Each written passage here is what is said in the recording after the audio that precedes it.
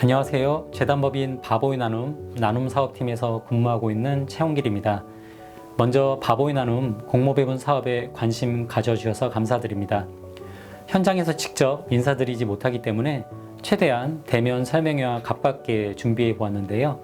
재단 공모배분 사업을 준비하시는데 조금이나마 도움이 되셨으면 합니다. 또한 영상 보시고 개선사항이 필요한 점 알려주시면 향후 준비하는데 반영하도록 노력하겠습니다. 2022년 바보의 나눔 공모배분 사업을 설명드리기 전에 재단이 추구하는 배분의 기본 원칙을 안내해 드리고자 합니다. 재단은 사람답게 살 수 있는 세상을 지향하기에 사람을 가장 중심에 두고 있는데요. 우리 모두는 존엄성을 지닌 소중한 존재이기에 인간 존엄성에 대한 적극적인 옹호활동을 첫 번째 원칙으로 삼고 있습니다.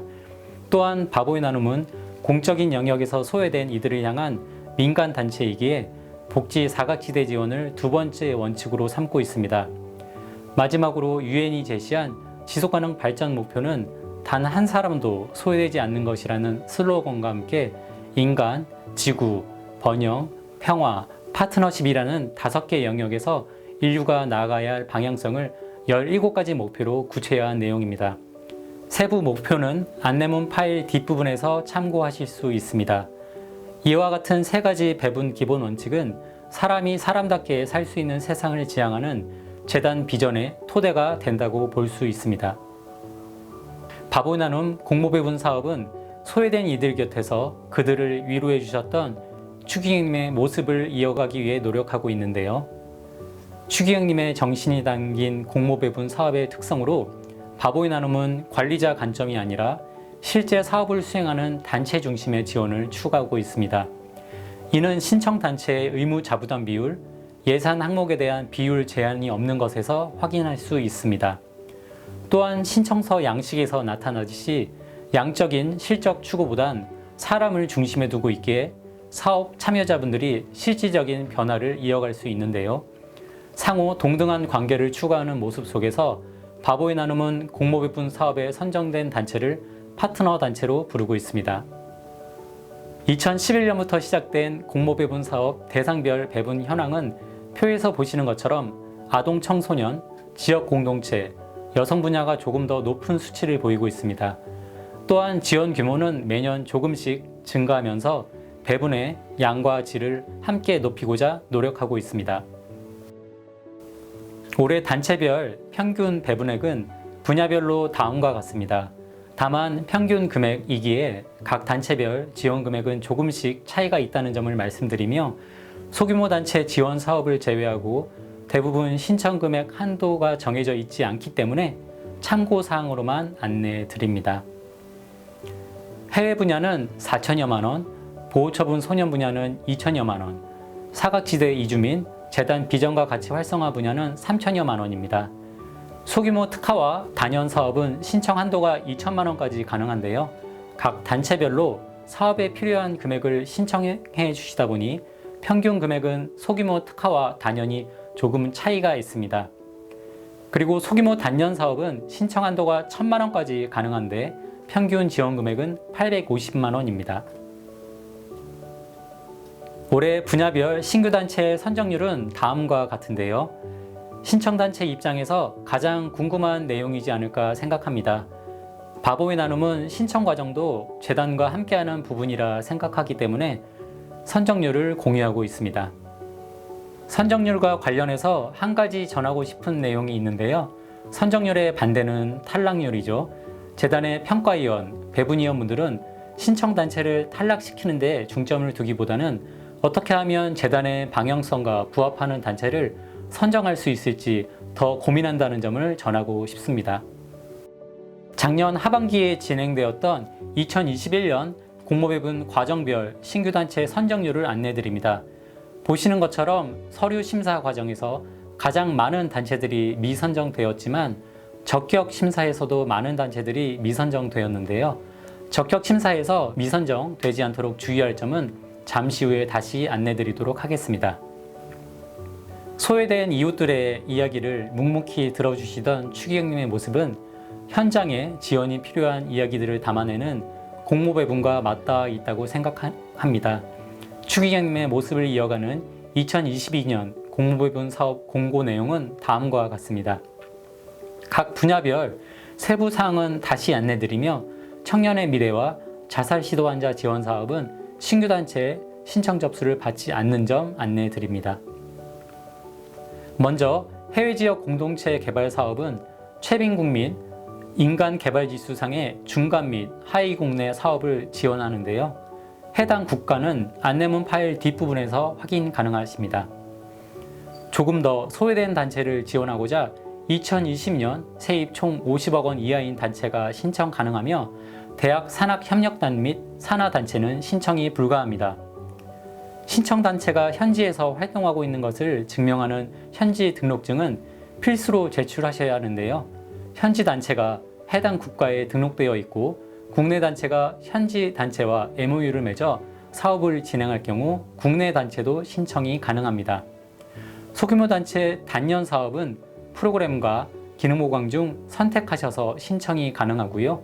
지원 요건은 운영단체 인사, 재정이 모두 독립적이어야 하며 직원 10인 이하, 전년도 세입 5억 원 이하인 단체만 신청이 가능합니다. 소규모 단체 단연, 특화 사업은 중장기적인 프로그램 형태 사업만 신청이 가능합니다. 특히 특화 사업은 기존 소규모 단체 중 정부 지원이 열악한 곳을 별도로 지원하려는 취지가 있어서 소규모 단체 지원 요건 4가지 외에 전년도 세입 중 정부 보조금 30% 미만인 요건이 하나 더 있습니다. 또한 소규모 단체 지원 심사 기준 중 공동모금의 지원을 받기로 확정된 단체는 심사 대상에서 제외가 되는데요. 국내 전문 모금기관 중 법정 기부금 단체가 공동모금회와 바보의 나눔 두 곳뿐인지라 재단은 모금의 지원을 받기 어려운 더 소외된 곳을 도와주자는 취지로 운영하고 있습니다. 이는 비영리 분야의 고른 성장과 상생을 도모하기 위함입니다. 매년 재단 사무국은 소규모 분야에 해당되는지 문의를 많이 받는데요. 소규모 분야 기준 안내에 대해 부가적인 설명을 드리고자 합니다.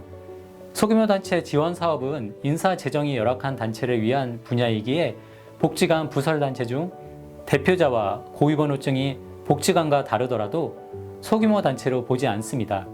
이는 복지관 조직도에 포함된 산하단체로 보는 법적, 형식적 절차와는 다른 바보의 나눔만의 기준입니다.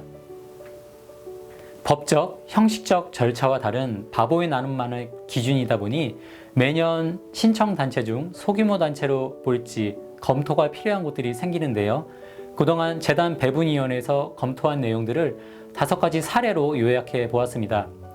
사례들을 보시면 아시겠지만 조금 더 소외되고 열악한 곳을 지원하고자 하는 재단의 취지가 담겨 있습니다. 동영상의 장점 중 하나가 원하는 부분을 멈추고 볼 수 있는 점입니다. 소규모 분야를 신청하신다고 하면 개별 사례들에 대한 결정 사항을 천천히 읽어보시면 좋겠습니다. 지원 분야 안내로 다시 돌아와서 사각지대 이주민 지원 사업은 2018년부터 지원하고 있는 사업입니다. 추기경님은 1988년 부산에 있던 월남 난민 보호소를 방문하시기도 했는데요. 그곳은 베트남 전쟁에서 패한 남베트남인들 중 일부가 1970년대 중반부터 18년간 생활을 한 곳이었습니다. 1992년 한국과 베트남의 수교로 난민들이 신변의 문제를 겪을 때 추기경님은 난민 이민을 수락한 뉴질랜드로 이들이 갈 수 있는 비행기 값을 마련하시고자 부단히 노력하셨는데요. 지금 이 순간 사회적 차별과 편견으로 고통받고 있는 이들에게 최소한의 삶을 지원하고자 하는 바람은 30여 년 전 추기경님의 모습을 잇고 있습니다. 난민 신청자, 인도적 체류자, 무국적 아동 등 사각지대 이주민들을 대상으로 사업을 시행하는 단체가 신청 가능합니다. 다음으로 청소년 함께 지원 사업은 기존 보호처분 소년 지원 사업에서 대상을 학교 밖 청소년까지 확대하여 사업명을 새롭게 변경하게 되었습니다. 지원 대상은 전년도 세입 총 10억 원 미만인 단체가 신청 가능하며 학교 밖 청소년의 주요 이슈를 토대로 아웃리치, 심리상담, 주체적이고 평등한 성문화 조성을 위한 사업을 추가하여 신청받고자 합니다. 재단은 청소년이 건강한 사회 구성원으로 성장할 수 있는 작은 디딤돌이 되길 희망하는데요. 추경님이 청소년을 위해 쓴 글 중 일부를 함께 나누고자 합니다. 사랑하는 친구여, 두려워 마세요. 힘을 내세요. 우리의 별빛은 까만 밤일수록 더욱 찬란해집니다. 마지막으로 재단 비전과 가치 활성화 사업은 2년마다 주제를 변경하여 신규 단체를 선정하고 있습니다. 코로나로 인한 사회적 위험은 불안정한 노동을 수행하고는 취약계층에게 집중되고 있는 상황인데요. 작년과 올해 인권 주제에 이어서 2022년은 노동에 대한 주제로 노동자의 존엄성과 권리를 확보하는 사업을 지원하고자 합니다. 신청 원칙으로는 신청 기간 내에 재단이 정한 신청 서류를 제출해야 하는데요. 한 개 단체에서 한 개의 사업만 신청하실 수 있습니다. 이와 함께 단체가 책정한 자부담이 있으시다면 준수하셔야 합니다. 신청 기간은 7월 1일부터 8월 4일 오후 6시까지 신청이 가능하며 연속사업 단체는 9월 3일까지 접수해 주시면 됩니다. 제출 방법은 제출 서류를 홈페이지와 우편 두 가지 중 한 가지 방법을 선택하셔서 제출하시고 구글 독스에 신청단체 정보를 기입해 주시면 됩니다. 참고로 홈페이지 신청 시 제출 서류 파일 용량이 20MB를 초과할 경우 우편으로 접수해 주셔야 하며 홈페이지로 신청하시더라도 되도록 문선의 그림 파일은 꼭 용량을 줄여서 첨부해 주시길 바랍니다. 홈페이지 신청 게시판은 8월 4일 오후 6시 1분이 되면 접수가 불가합니다. 우편도 8월 4일분 소인분까지만 인정이 되는데요. 간혹 오후 5시 50분쯤 전화 주셔서 홈페이지 접수 문의를 주시는 분도 계십니다.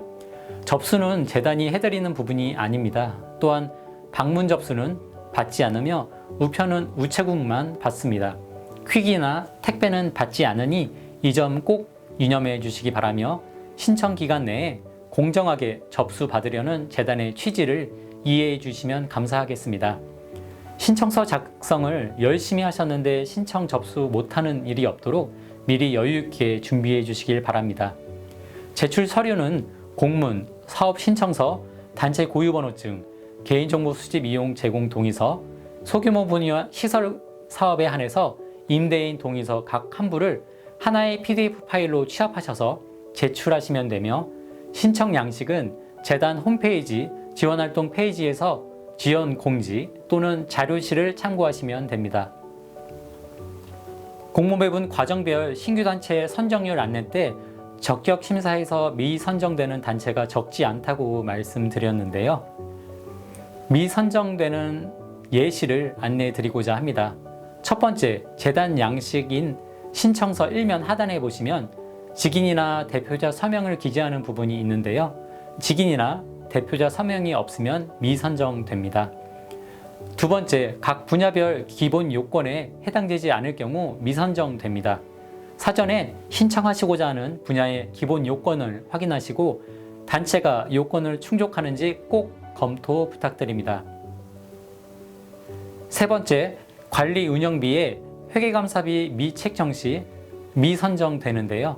예비비는 회계감사비로 보지 않습니다. 네 번째로 재단 배분 지침에 의한 심의 제외에 해당하는 단체도 미선정됩니다. 공모배분 심사 시 재단 평가위원과 배분위원분들은 안내된 심사표 항목에 의거하여 심사를 진행하는데요. 국내 심사 항목 첫 번째는 지향성입니다. 신청단체의 가치와 재단의 가치가 부합하는지와 참여자 중심의 사업 방향성이 주요 심사 기준이고요. 두 번째 적합성은 신청 사업이 제시하는 변화 내용의 필요성과 효과성이 재단을 통해 지원하는 것이 적절한지 확인합니다. 세 번째 수행 역량은 사업 수행 계획 및 위험 요인에 대한 준비가 적절한지와 내외부 자원 활용 및 협력 활동 등을 검토합니다. 네 번째 투명성과 책무성은 예산 계획 및 투명성이 적절한지와 이를 외부에 공개하는 책무성이 담보되어 있는지 확인합니다. 마지막 정성평가는 4가지 심사 항목 이외 부분까지 고려하여 종합적으로 평가합니다. 소규모 기능보강 사업은 국내 심사 항목에서 몇 가지 다른 내용이 있는데요. 이 부분은 색깔을 다르게 표시했고 부가적으로 안내해 드리고자 합니다. 참여자를 위해 필요한 사업인지, 기능보강 이후 효과가 담보되는지 등을 확인합니다. 또한 단체 사업에 필요하고 활용될 가능성이 높은 기능보강인지와 참여자의 역량 강화에 도움이 되는지 확인합니다. 해외 심사 항목 중 다른 점은 참여자 선정 기준 및 참여자 중심의 의사결정과 자력화를 가지고 있는지 확인하며 지역 공동체성을 강화할 수 있는 구조와 현지 필요성을 검토합니다. 또한 현지 단체와의 협업 관계와 사업의 지속 가능성이 적절하게 제시되었는지도 확인합니다. 심사 과정은 신청서 접수 이후 사무국에서 적격 심사를 진행한 후 평가위원, 배분위원회 서류 심사가 진행됩니다. 서류 심사 결과 발표 이후엔 전국에 있는 재단 평가위원이 단체를 방문하는 현장 심사가 진행되며 필요에 따라 일부 분야는 면접이 진행됩니다. 이후 최종 심사 결과에 대한 배분위원회 심의와 이사회 승인을 거쳐 12월 초에 최종 발표가 됩니다. 심사 기간이 다소 길다는 의견을 주시기도 하는데요. 공모배분 사업은 기부자분들의 소중한 기부금이 모여 지원되는 사업임을 기억해 주셨으면 합니다. 마지막으로 공모배분 사업에 선정된다면 파트너 단체들이 수행하게 될 2022년 주요 일정을 안내해 드리고자 합니다. 사업은 1월부터 시작되며 이후 1월부터 5월까지 진행된 사업에 대한 중간보고 제출 및 평가가 진행됩니다. 12월 말 사업이 종료되면 이듬해 결과보고 제출 및 최종 평가가 진행되며 회계법인을 통해 회계감사가 진행됩니다. 지금까지 주요 일정에 대한 안내였는데요. 사업 기간 동안 바보의 나눔은 사람이 사람답게 사는 세상을 만들어가기 위한 과정을 우선한다는 점을 말씀드리고 싶습니다. 2022년 공모배분 신청을 준비 중인 단체들과 함께 할 수 있기를 희망하며 이상으로 공모배분 사업에 대한 안내를 마치도록 하겠습니다.